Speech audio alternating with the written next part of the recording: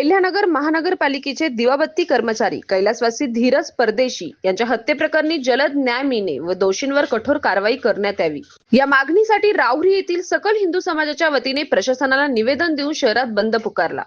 प्रशासनाला दिलेल्या निवेदनात म्हटले आहे की अहिल्यानगर महानगरपालिकेत दिवाबत्ती दुरुस्ती कर्मचारी म्हणून कार्यरत असलेले कैलासवासी धीरज परदेशी हे दिनांक 7 ऑगस्ट 2026 रोजी अहिल्यानगर येथील मुकुंदनगर येथे दिवाबत्ती दुरुस्ती करण्यासाठी गेले असताना तेथील जिहादी मानसिकतेच्या मुसलमानांनी त्यांना अमानुष मारहाण केली। या मारहाणीत त्यांचा दुर्दैवी मृत्यू झाला। हिंदूंवर होणारा अत्याचार हा शुक्रवारीच होतो का?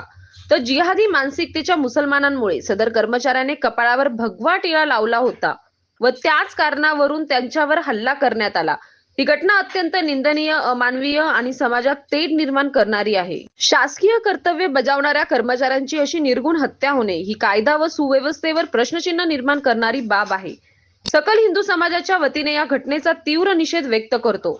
सदर प्रकरण फास्ट ट्रॅक न्यायालयात चालवून दोषींवर जलद गतीने खटला चालवावा व त्यांना कायद्यानुसार जास्तीत जास्त कठोर शिक्षा व्हावी। आरोपींना फरार होण्यास मदत करणाऱ्या तसेच त्यांना आश्रय देणाऱ्या व्यक्तींवर तात्काळ गुन्हे दाखल करून त्यांना अटक करावी।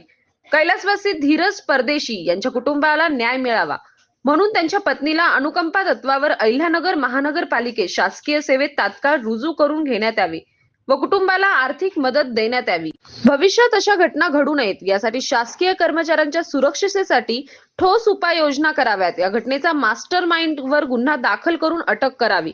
शासकीय कर्तव्यांवरील कर्मचाऱ्याला न्याय मिळणे हा कायद्याच्या राज्याचा मूलभूत पाया आहे। तरी वरील मागण्यांचा सहानुभूतीपूर्वक विचार करून तातडीने योग्य ती कारवाई व्हावी असे निवेदनात म्हटले आहे।